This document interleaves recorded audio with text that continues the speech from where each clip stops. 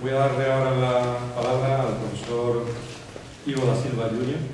Él es profesor en la Universidad Federal de São Paulo, en Brasil, y desde su primer trabajo publicado, pues ya un acreditado estudioso de Nietzsche. Ese trabajo En busca de un lugar en el sol, Nietzsche y la cultura alemana, en el año 2007.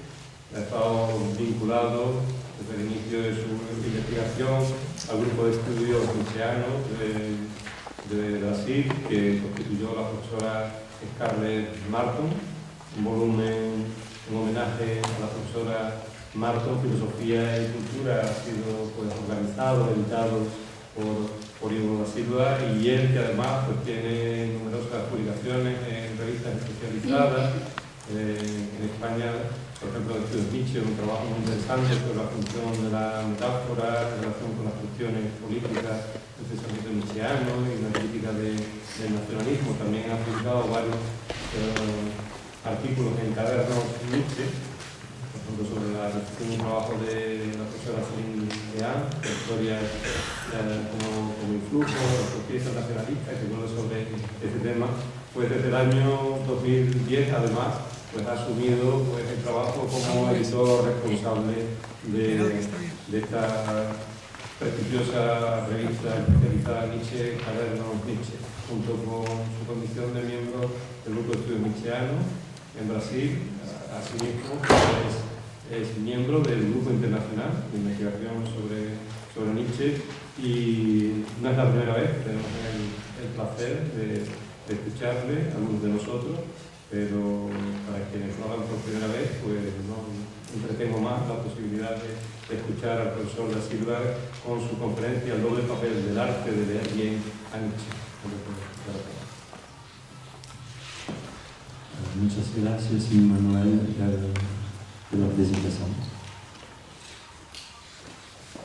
Gostaria de início, perdoe-me, mas eu vou falar português, não posso falar no castelhano, não seria capaz. Eu gostaria de agradecer muitíssimo ao convite feito para participar desse congresso pelo professor Diego Meca. Me honra muitíssimo estar aqui hoje. Obrigado. Gostaria de agradecer também a tradução feita pelo professor Luiz Santiago de Vos do meu texto. Muito obrigado. O meu texto se intitula O duplo papel da arte de ler em Nietzsche. O assunto, o tema a ser abordado aqui será a filologia.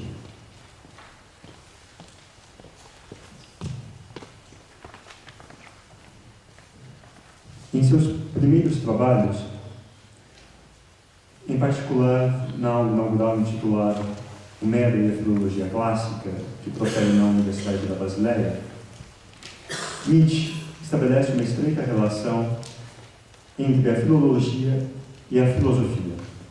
Tal relação se daria de diversas maneiras. Ora, a filologia dependeria de um sentido maior que somente a filosofia poderia atribuir. Ora, a filosofia necessitaria do instrumental filológico para desenvolver-se. Nessa nossa intervenção, não temos o intuito de investigar de que maneira se deu a transição que Nietzsche fez do trabalho filológico para a reflexão filosófica. Tampouco pretendemos examinar de que modo nessa transição Nietzsche levou a filologia a se subordinar à filosofia. Trabalharemos aqui com a ideia de que, com essa subordinação, Nietzsche instrumentaliza a filologia no contexto de sua teoria do conhecimento. Com isso, ele, Nietzsche, visa poder realizar, acreditamos, uma adequada apreensão do texto-mundo por parte do filósofo, assim como uma adequada leitura de um texto por parte do leitor filólogo. Partindo desta instrumentalização da filologia, a questão que irá nos ocupar nesse trabalho é dupla. De um lado, pretendemos investigar o lugar que Nietzsche, como filólogo, atribui à filologia no ato de conhecer e, de outro lado, analisar a função que ele atribui à filologia no ato da leitura de sua obra por um leitor filólogo. Com isso, perseguimos o propósito de fazer ver que a filologia exerce duas funções distintas nos escritos de Nietzsche. Uma que indica qual é a boa leitura das muitas que podem ser feitas do texto mundo, e outra que propicia um desdobramento dos textos nietzschianos para além dos limites da obra do filósofo. Bem, quanto ao nosso primeiro objetivo, verificamos de início que essa arte de ler bem, filologia, parece ser inconciliável com a vertente interpretativa da filosofia nietzschiana que visa ao conhecimento. A vertente essa que visa ao conhecimento, pois não legitimaria toda e qualquer interpretação. Se de um lado a interpretação se coloca como meio de conhecer a partir de uma abertura de perspectivas infinitas frente a um objeto, a filologia, de outro lado, também uma espécie de interpretação, Auslegung, como iremos ver, surge como uma arte corretora, a arte de ler bem, que, por ter a função de corrigir, parece se contrapor ou interferir nas leituras infinitas que podem provir das interpretações.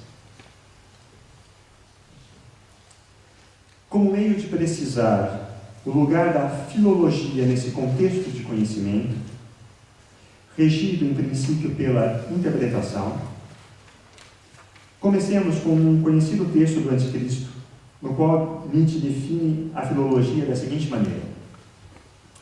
Cito o texto, a mesma passagem que o professor Descartes Marco citou na conferência dela.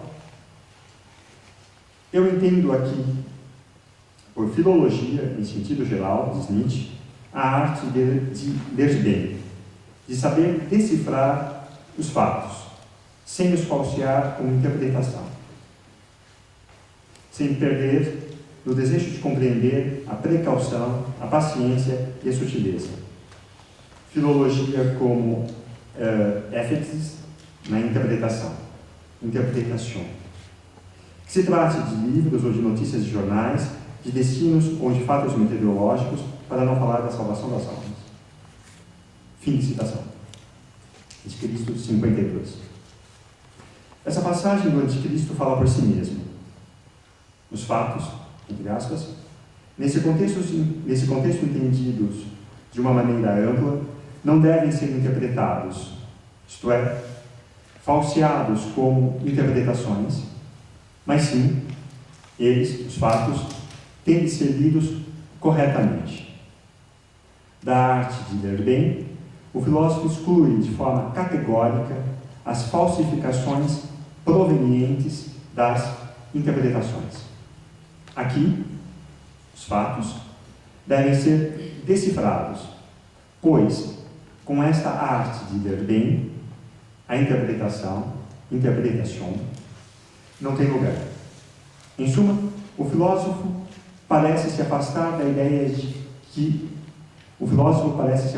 ideia de interpretação, ou melhor, parece desfazer qualquer laço que poderia existir entre a filologia e a interpretação, estabelecendo uma distância entre interpretieren e auslegen. Essa passagem, 52 do Anticristo, contrasta com uma outra, na qual Nietzsche, em detrimento dos fatos, afirma haver apenas interpretações, interpretationem. Conforme ele afirma numa conhecida anotação póstuma, também citada pela professora Scarlett Martel, Nietzsche diz, contra o positivismo, que permanece apenas no fenômeno há apenas fatos, eu diria, não precisamente, precisamente não há fatos, apenas interpretações. Interpretação. Não podemos constatar nenhum fato em si. Bem, o filósofo critica, então, a crença positivista de que os fatos podem ser compreendidos e apreendidos em si. Considera que temos apenas aproximações, leituras, falsificações, em suma, interpretações, boas ou más, que fazemos dos textos, que fazemos dos fatos.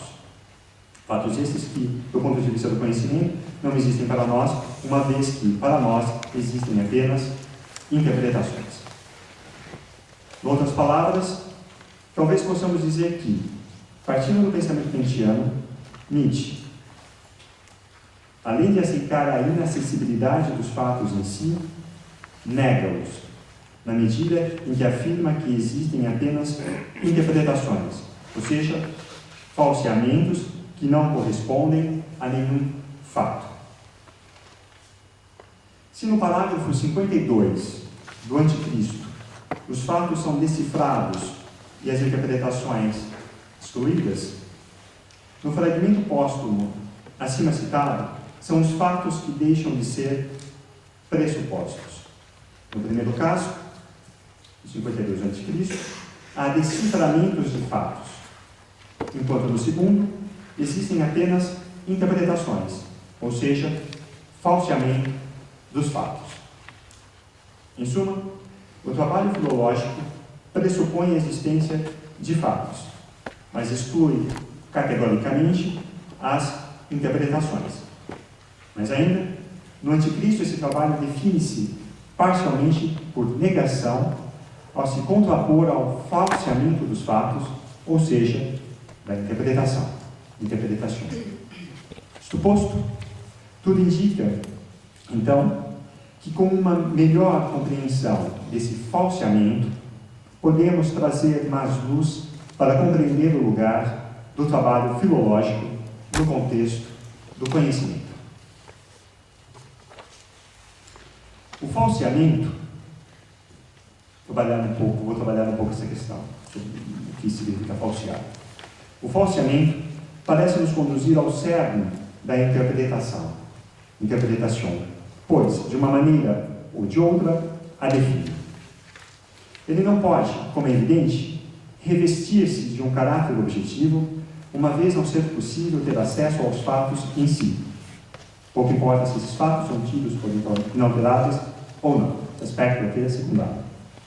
Contudo, o falseamento tem necessariamente de lançar mão da linguagem, que irá simplificar e uniformizar aquilo que está sendo falseado.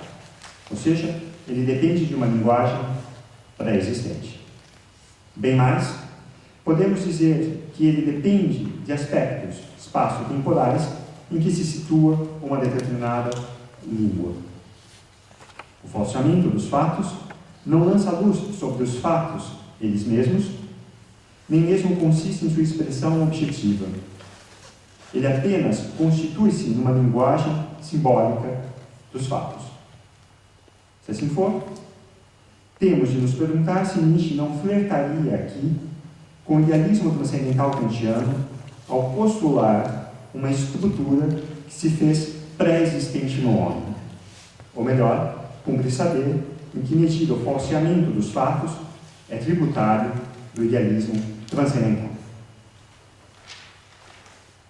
É interessante notar que, no ensaio de 1873, sobre a verdade e mentira no sentido extramoral, Nietzsche estabelece, por meio da metáfora divina da percepção, uma relação arbitrária entre um objeto e a sua representação, sem estabelecer quaisquer laços objetivos entre eles, quase como identificando dois entes diferentes a partir de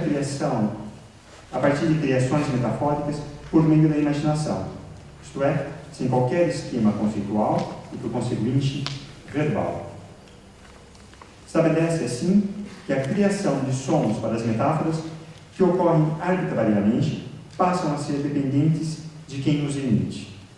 Ainda mais, são significativos apenas para o emissor. Procedendo dessa maneira, de início Nietzsche afasta a presença de qualquer estrutura, pensamos aqui nos juízos sintéticos a priori, que permita previamente a construção intelectual do objeto a partir da unificação do múltiplo. Afasta igualmente toda e qualquer presença de um elemento que possibilite uma construção empírica objetiva, pois não acredita em regularidades de nenhuma ordem. Em suma, estabelece para um momento primeiro da história do homem uma desconexão radical entre o que é representado metaforicamente e a coisa em si.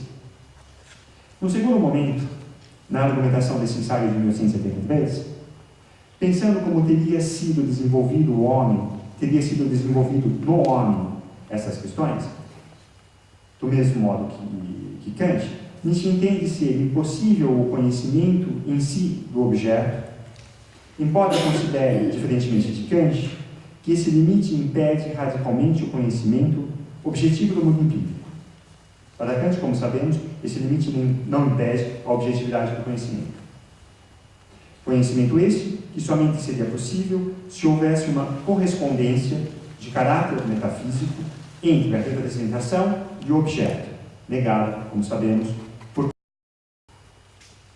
Nietzsche dá um novo passo, nesse ensaio de 1873, ao considerar que o conhecimento dos objetos, eles mesmos, poderia ocorrer em tese, embora isso seja impossível. Ou seja, dá a entender que aquela desconexão radical entre o que é representado metaforicamente e a coisa em si, teria feito parte de um momento já ultrapassado da história humana. Esse ponto de divergência entre Nietzsche e Kant advém do fato de Nietzsche não compreender certos aspectos do idealismo transcendental. Isso é de suma importância, pois permite a Nietzsche concluir que nosso conhecimento sempre falseia. Dada a incognoscibilidade da coisa em si e, por conseguinte, das representações que teriam uma correspondência de caráter metafísico com o objeto representado, Nietzsche tende a caminhar em direção a uma teoria do falseamento. Nietzsche recorre, então, sempre no mesmo ensaio de 1873, a outra estratégia, ou seja, a naturalização dos elementos transcendentais. O filósofo procura ultrapassar os avanços kantianos sem regressar a um naturalismo ingênuo e muito menos a um racionalismo. Nietzsche abraça, de alguma maneira, um procedimento semelhante ao hegeliano ao promover uma síntese, nesse caso, entre o idealismo transcendental e o naturalismo. Em Kant, o idealismo transcendental não exclui a possibilidade de fornecer certeza ao conhecimento. Em Nietzsche, essa possibilidade é nula, embora em tese possível. Não podemos ter acesso ao conhecimento verdadeiro. Não podendo ter acesso ao conhecimento verdadeiro, Nietzsche busca razões alhures para, entre aspas, fundamentar um conhecimento que será necessariamente falso. É nesse momento que Nietzsche dará um terceiro passo em sobre verdade e mentira no sentido da ação moral. Recorrendo a Rousseau e a Hume, Nietzsche irá lembrar da necessidade imperiosa de um indivíduo viver em sociedade para assegurar sua sobrevivência. Para a manutenção dessa mesma sociedade, ele entende serem necessários os hábitos e costumes. Se nos primórdios da humanidade o conhecimento esboçado com recurso às metáforas era individual e precário, no determinado momento da história do homem, teria começado a atribuir estabilidade às metáforas perceptivas, tornando-as constantes e comunicáveis. Como podemos ver, o viés pragmático de todos esses estratagemas para viabilizar a existência não deixa de ser evidente, assim como o elemento falsificador inerente a eles.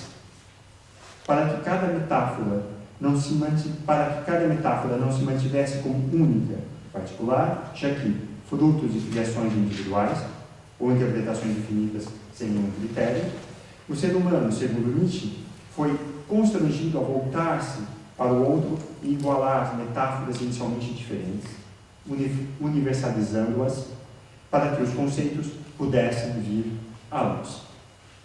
Atentemos para o fato de que esses conceitos independem do que o objeto é. Esse ensaio de 1973, considerando como existente em si mesmo, embora totalmente inacessível. Em suma, com esse processo, Nietzsche entende que a procedência dos conceitos, no momento em que sofrem essa universalização, é esquecida, ou seja, eles ganham autonomia em relação ao efetivo, ou, nos termos do fragmento próximo que eu citei, 86 e 87, aqui em tela, o caminho está aberto para que a interpretação tome o lugar dos fatos. Nesse processo, ocorreriam, assim, duas falsificações. Uma primeira seria a metáfora advinda de uma percepção de um determinado objeto. Uma segunda seria a passagem da metáfora, primeira falsificação, para o conceito, falsificação da metáfora. No que tange essa segunda falsificação, Nietzsche apresenta, à primeira vista, um argumento extremamente fraco, pois lacunar. Ele não explica como, de um emaranhado de metáforas sobre o mesmo objeto, um conceito pode formar sem recorrer a nenhum outro tipo de baliza, como as categorias kantianas, por exemplo.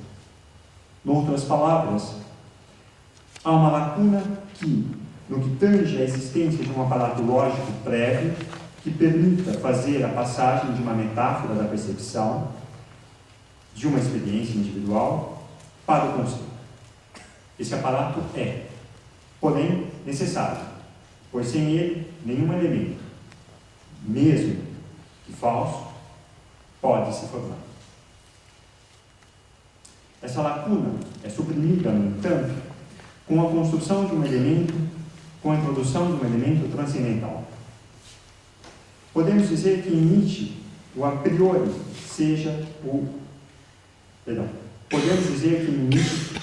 seja fundamental, mas não da maneira kantiana. Enquanto em Kant, o a priori antecede o objeto, em Nietzsche ele proveria das necessidades a serem satisfeitas pelo homem, ou seja, ele viria junto com essas necessidades no tempo e no espaço. As condições da experiência necessárias para o idealismo transcendental kantiano são substituídas pelas condições da existência, estas necessárias para o transcendentalismo nietzschiano, uma vez que são elas que irão, com o tempo, criar as estruturas transcendentais, que não têm aqui correspondência com as kantianas, estruturas transcendentais essas, adequadas para o funcionamento de uma, entre muitas aspas, faculdade de estudo. Em outras palavras, fica evidente que elementos de toda a ordem entram na constituição das condições necessárias para a existência humana, sabendo que essas condições são as que vão constituir as estruturas ditas a priori, que balizarão a construção e a, entre aspas, fundamentação do conhecimento.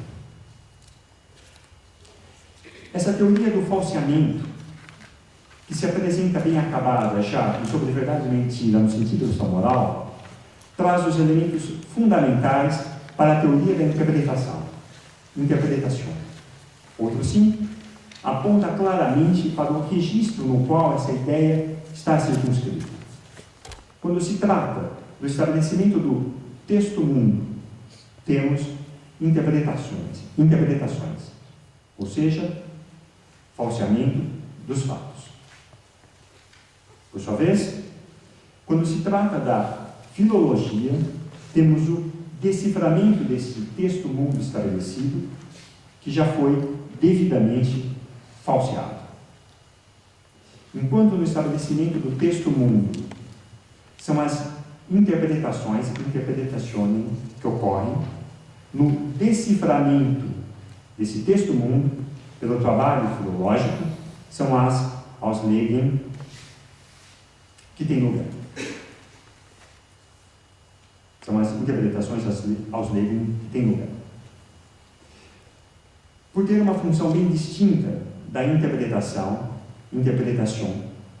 a filologia pode manter no seu trabalho de deciframento a pressuposição dos fatos, ou se quisermos, o espectro da coisa em si, o espectro da coisa em si, sem nenhum risco de flertar com a metafísica, pois os fatos, tendo sido já devidamente falseados, apresentam-se agora como sendo os, entre aspas, únicos fatos existentes para o trabalho filológico. Na verdade, falsos fatos.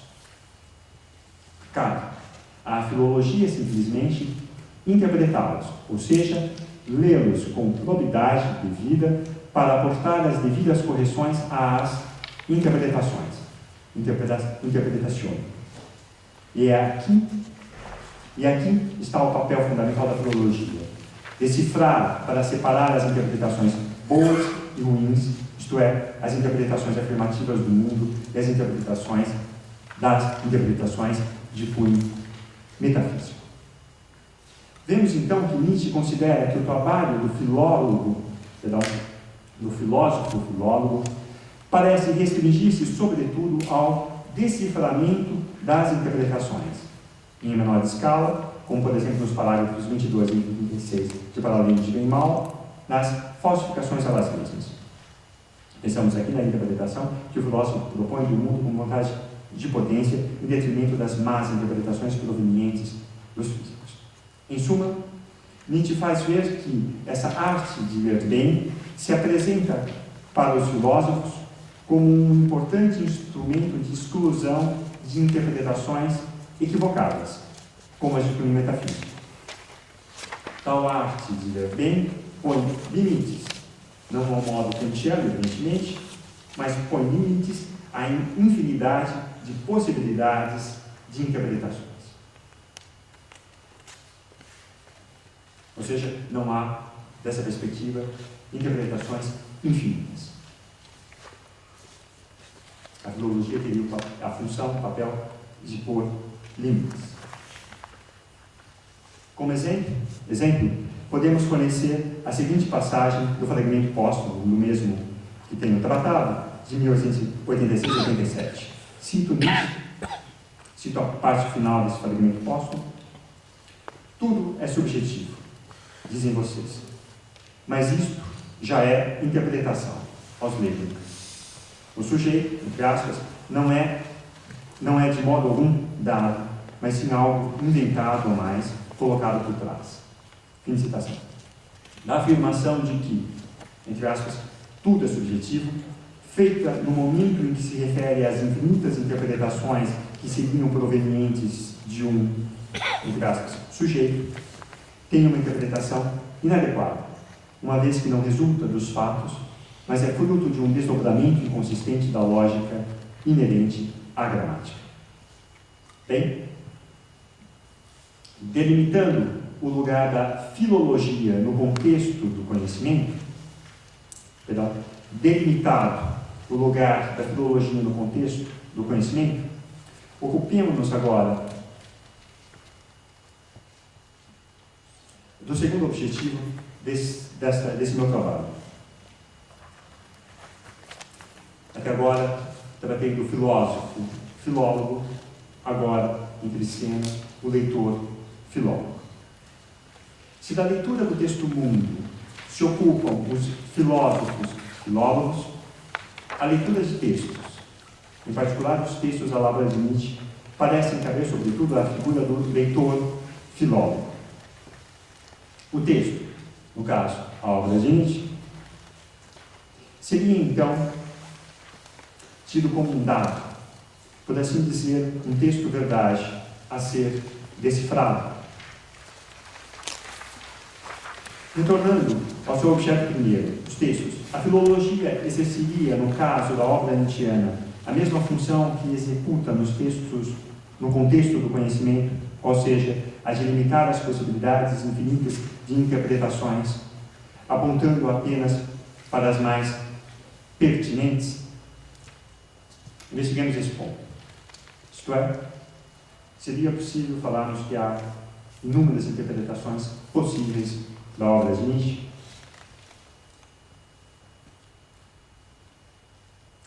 Em vários momentos de sua obra, Nietzsche nos fala daquele que considera ser seu leitor ideal.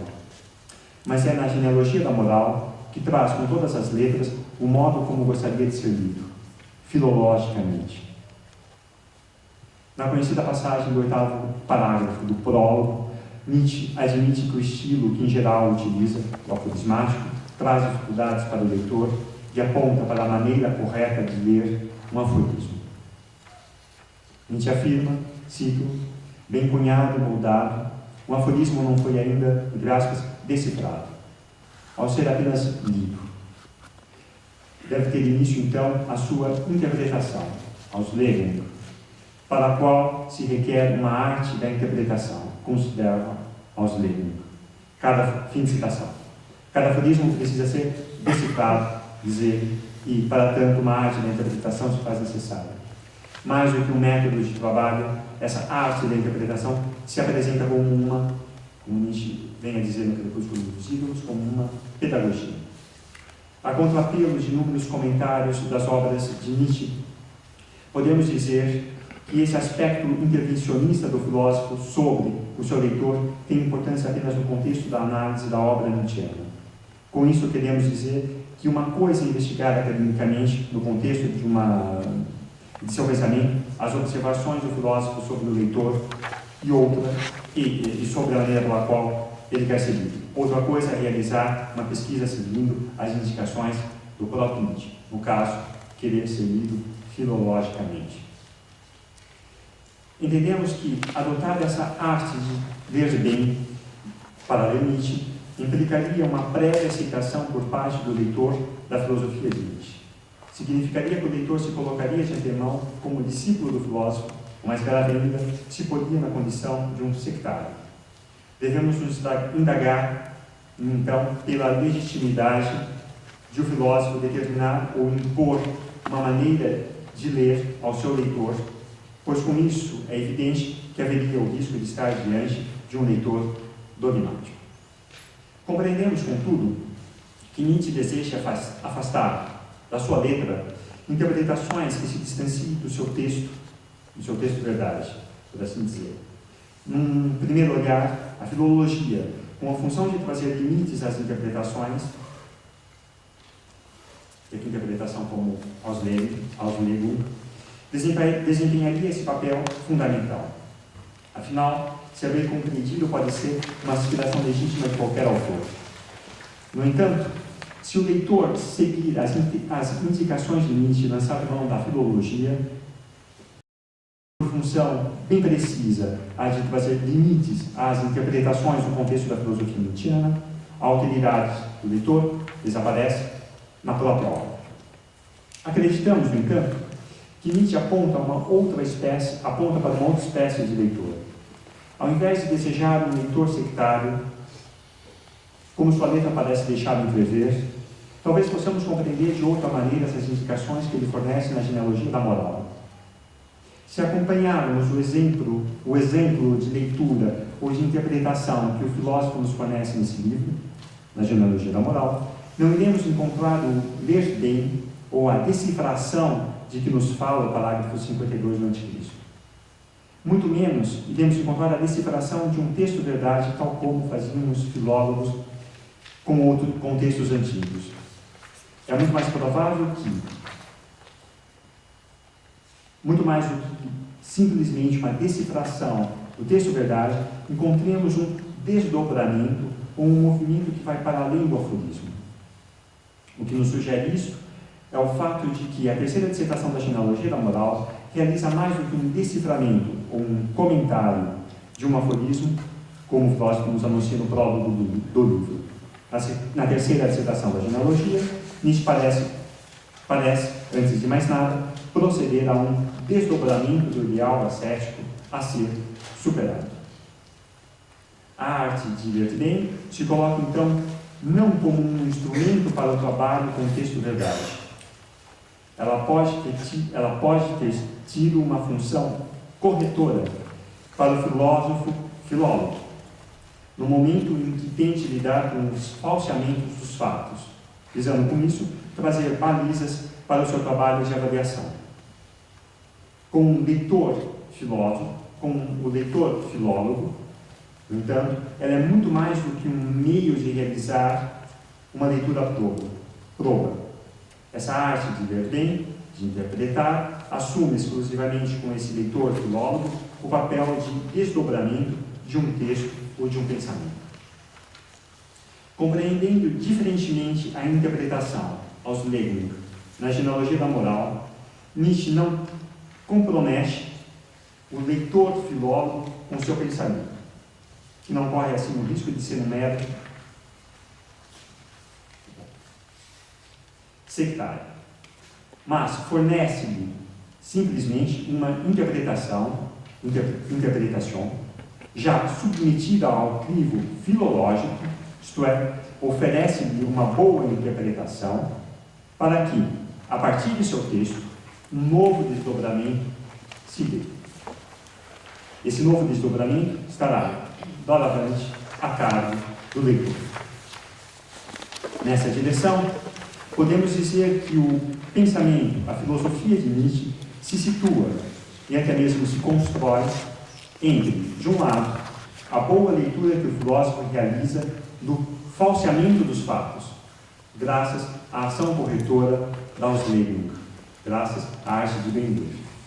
De outro lado, os desdobramentos da obra que seus leitores podem, doravante, a partir da interpretação, Auslegung, que eles podem fazer, doravante, a partir da interpretação, Auslegung, de seus textos. Ou seja, entre a filosofia ou o pensamento de Nietzsche estaria entre, de um lado, a interpretação Auslegung dos falseamentos, ou seja, da interpretação,